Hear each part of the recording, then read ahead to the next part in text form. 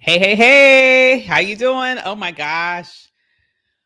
It is yet another Sunday evening. It is wonderful to meet you right back here again and welcome.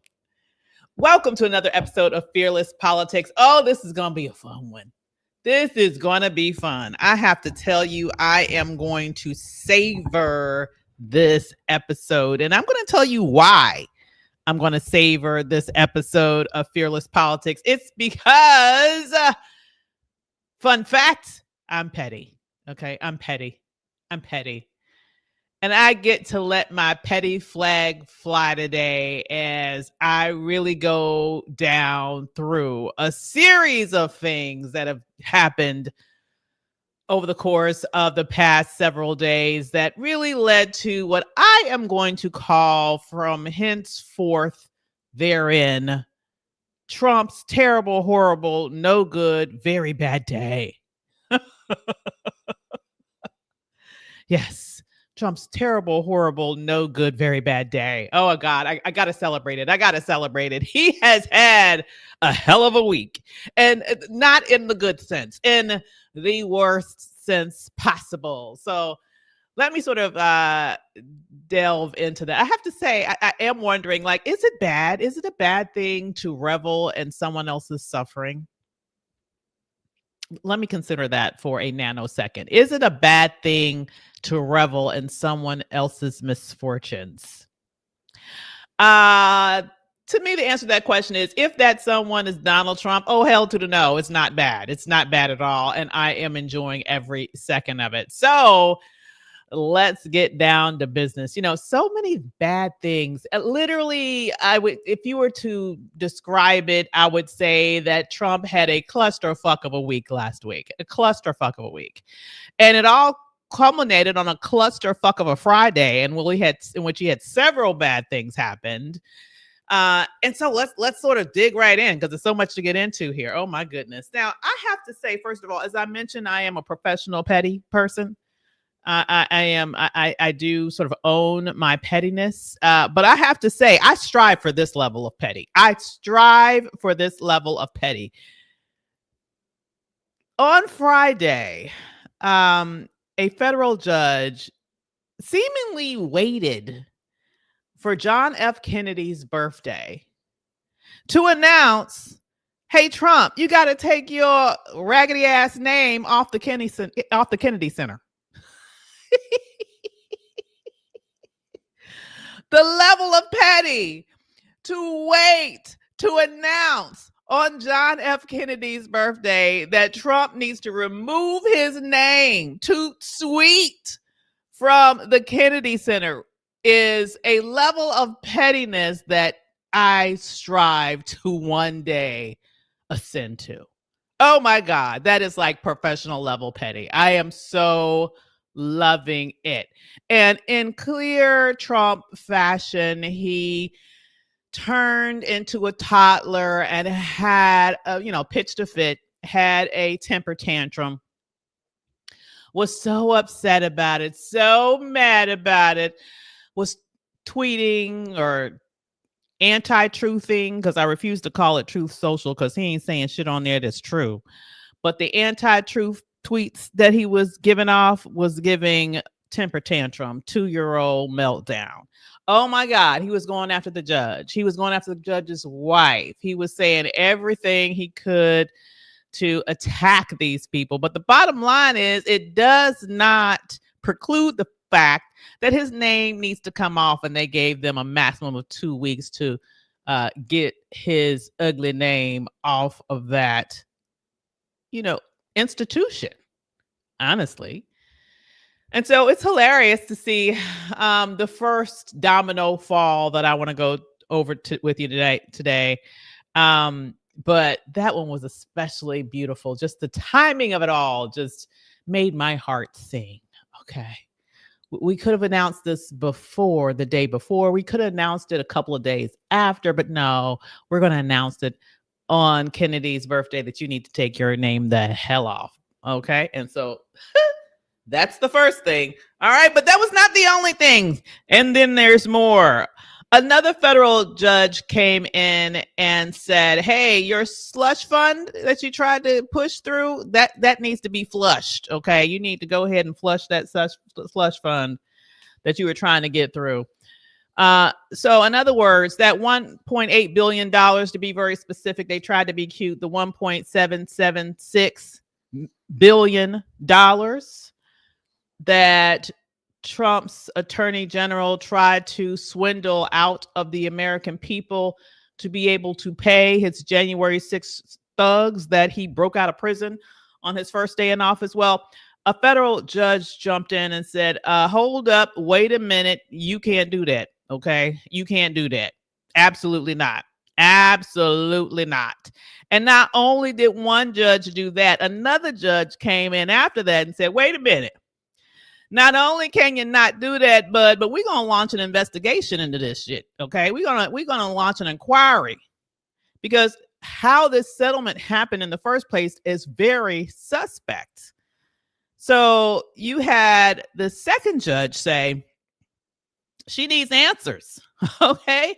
She needs answers. In fact, she's arguing that the court has been defrauded by Trump and his minions. And I would say that she's exactly right. Okay. But she has said that Trump has defrauded the federal government because he filed a meritless lawsuit against the IRS, over which, honestly, at the very, very top of the totem pole is himself.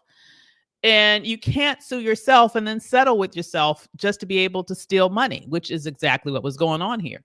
And so not only have they hit a snag in terms of being able to pay the January 6th thugs, but in addition to that, an inquiry is being launched into the whole shenanigans in the first place, because this judge believes, and I agree with her, that it looks like a case of fraud.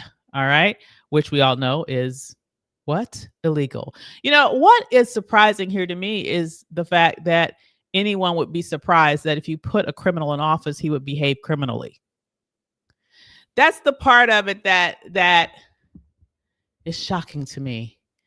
I don't think anybody should be shocked by the fact that you put a criminal in office. You tell that criminal that no matter what you do, because you're in office, you can't be charged with a crime.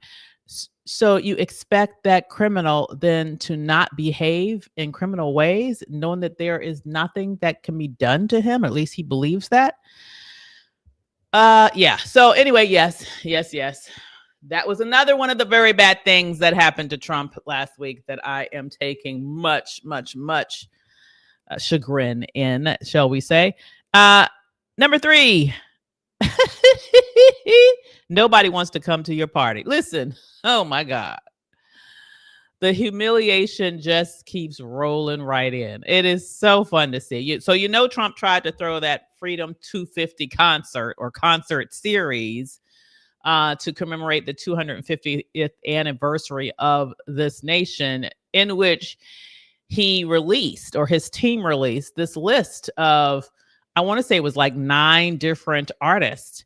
And one after the other kept saying, hold up, wait a minute, I ain't coming. And then I ain't coming. And then, but wait a minute, I ain't coming either. It was such a humiliation that Trump has now gone once again on his little baby temper tantrum moments and said, well, I'm not going to have a concert at all. Well, the bottom line, to his defense, what kind of concert would it be? I think at the end of the day, maybe only one person was left on the list. And obviously nobody that anybody actually wanted to see. So he didn't have much of a choice. But what he's going to replace that concert with right now is, guess what? One of his Klan rallies. Oh my God, that's going to be so much fun. Yeah, so he's just decided, I'm going to have a rally instead. A rally that nobody cares about. Okay. All right. So that's what he's going to do instead, after he has gotten yet another humiliation by artists telling him, we don't want to have nothing to do with your toxic ass. Okay. So next, where are we? Hey there, Lorraine. So next, oh, this happened too. Listen, what I find very interesting is I'm at a loss as to whatever happened to the artist. And when I say the artist, I'm not talking about the artist formerly known as Prince, rest his soul. Oh my goodness, I miss that man so much. I'm talking about the person who claimed to be somehow the master of the art of the deal. Oh my God, it's the art of the deal, okay? Oh my goodness. Well, I wonder whatever happened to his mastery of the art of the deal, because somebody apparently is having a whole hell of a hard time coming up with a deal with Iran. Iran keeps running intellectual rings around Trump and his minions. I mean, it's not really surprising. These are brilliant people. Intelligence goes back thousands of years, literally. Birthplace of algebra and other groundbreaking intellectual accomplishments. So it's not shocking that they're outsmarting him. It's just, if so much money wasn't being spent and so many people weren't dying, it would be almost comical to see the level of humiliation that they are putting him through right now. But, I thought it would be interesting to kind of have a little trip by memory lane because, to jog your memory, this is a war, which he still hasn't gotten authorization for, which itself is illegal. But what can you do? Republicans are in charge and they have decided that they're just going to let him run amok. However, I think it's very interesting that if you recall with your little trip down memory lane, when this war first started by, as you might recall, murdering over 100 little schoolgirls on the very first day of this war, in which he started during negotiations. He came out and he said, "Oh, we'll be done in 4 or 5 weeks. We'll be done in 4 or 5 weeks." We are now over 90 days in to this war. No end in sight. No end in sight. Yet he keeps on claiming we're about to wrap it up. So I did like a little bit of an analysis of how many times he has come out to say things like the war is ending soon, or we're closing it up, we're close, or the war is practically over. And when I went back and took a little look at this, I noticed several things. Okay, it's been a lot of times and we ain't there.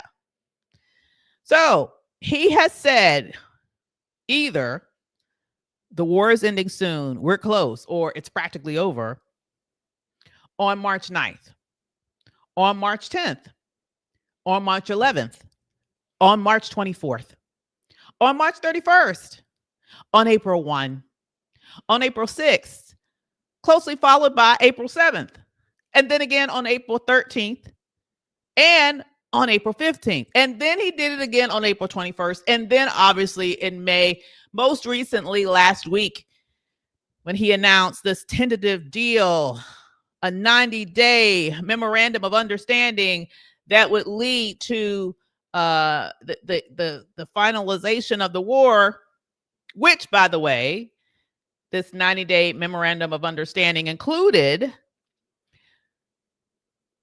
a condition, which is almost laughable as well, because you might recall somewhere in this timeline, he also mentioned that he wasn't going to stand for anything less than an unconditional surrender by Iran.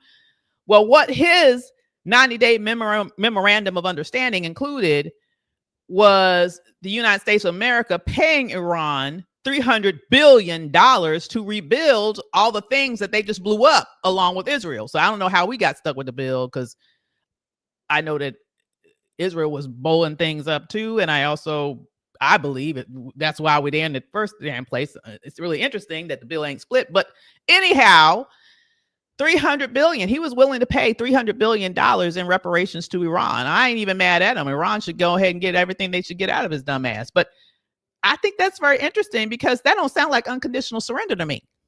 In fact, if anything, if anybody is not having conditions here, it would potentially agreeing to something like that, it would be the U.S. He is willing to do anything to be able to find a way to get out of this war with just even a hair of dignity. But the bottom line, he's not going to be able to, because, well, he'll eventually, hopefully, it'll have to stop at some point, but not without him having all of his dignity intact, because the reality is he's not going to end up with anything better than what Obama already did without anybody dying, without spending $2 billion a day on a war, without running through and burning through our munitions.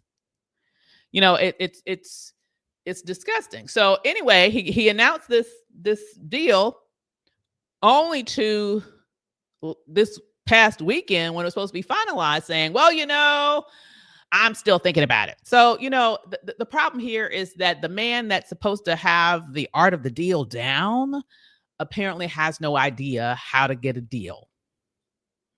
And that's because, honestly, he's working with people that, once again, are running intellectual rings around him. He's running with people that have a strategic advantage over him.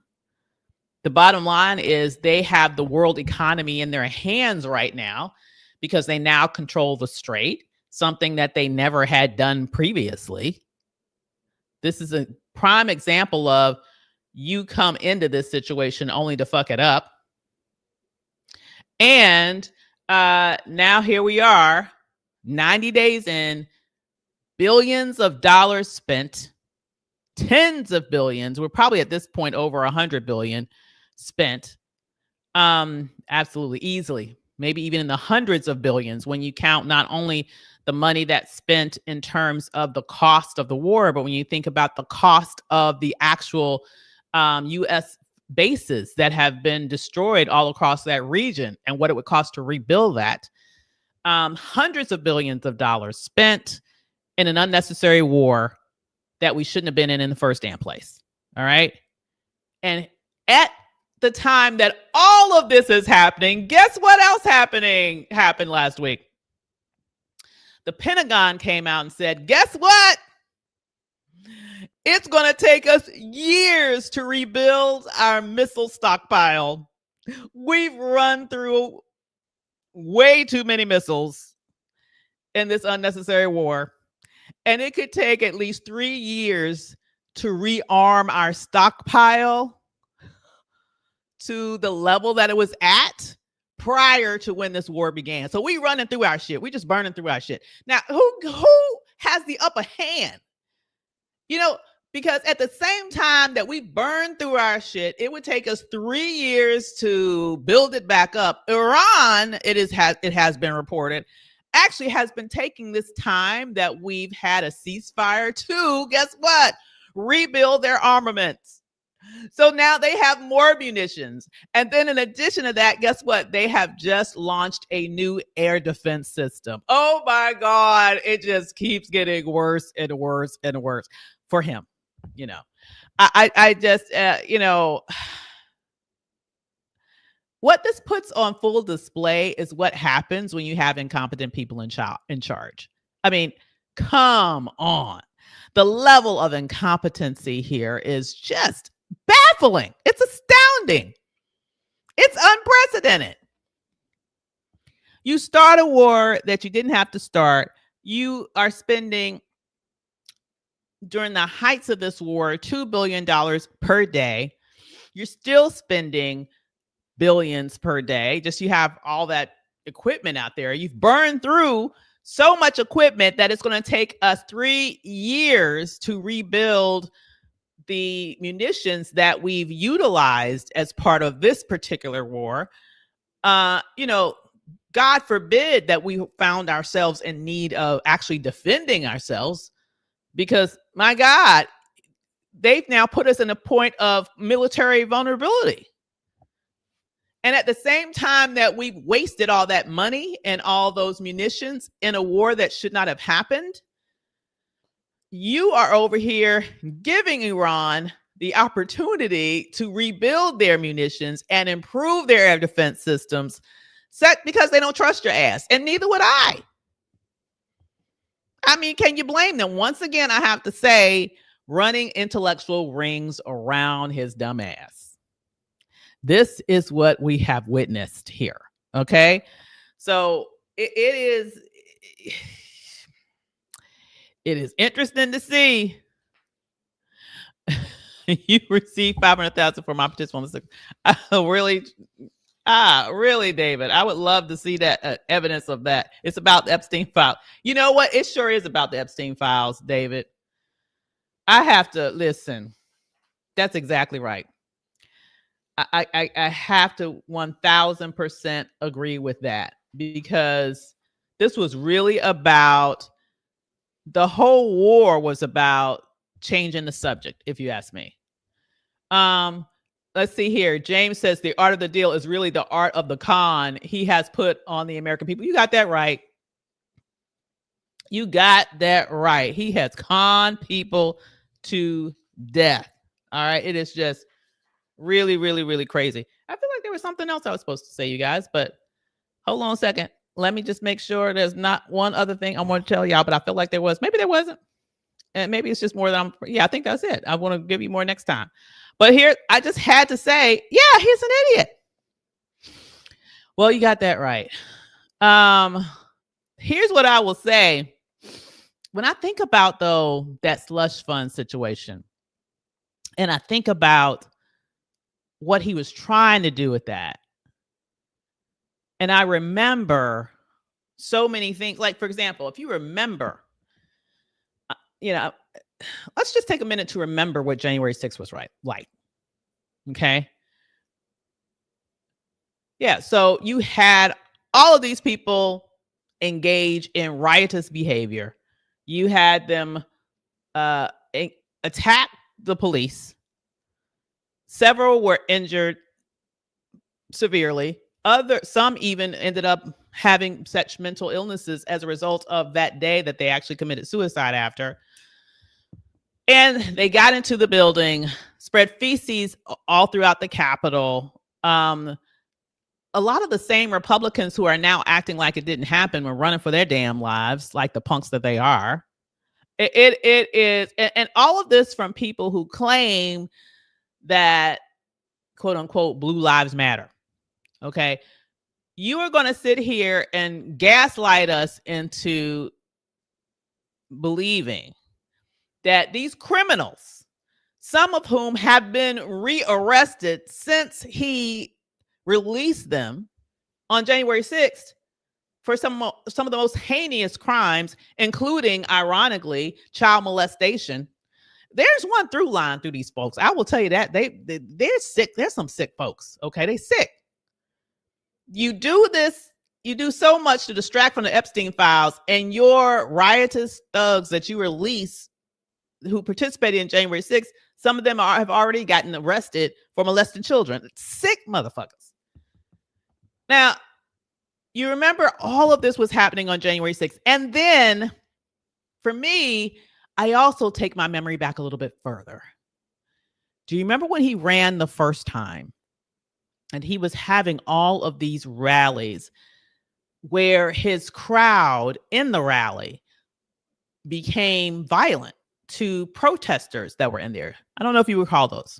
Take a look. And so, I remember seeing that. And I remember him, in essence, claiming from the podium, go ahead, in essence, encouraging the crowd to beat them up, claiming that he would pay their legal fees if they got in trouble. Now, ironically, that did happen. And I remember one person who got in trouble later came to say, hey, he didn't pay my legal fees. Big whoop. I mean, who would be shocked? Because the man lies all the time, but these folks believe everything he says.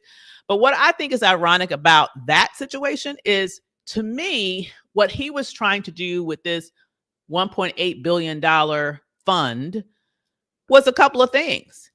He was literally trying to take your money, your taxpayer money, to pay his thugs in the same way that he was promising to pay his thugs when he ran for office the first time, but he was too cheap to use his own money to pay his thugs. Now he wants you to pay his thugs.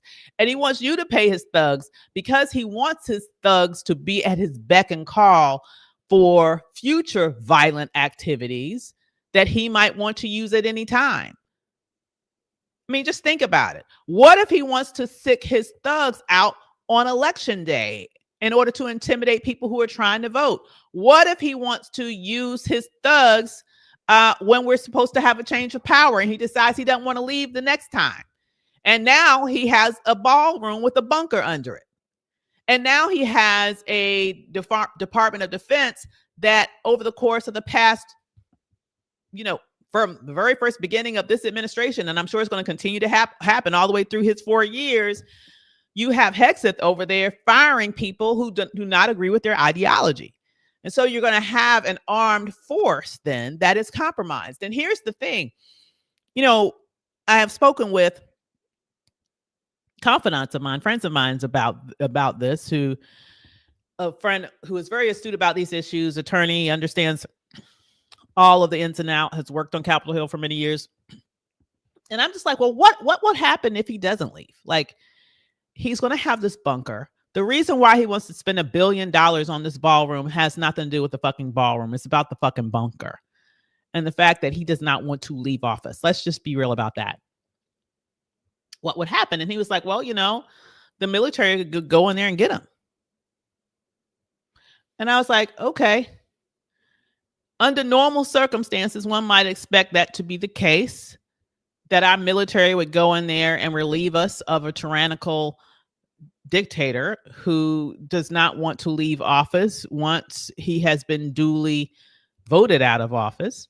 But what if you have a military that's been compromised in the way that they are trying to compromise this military now by firing so many people, just going in there and purging so many people who are not in alignment with their ideology?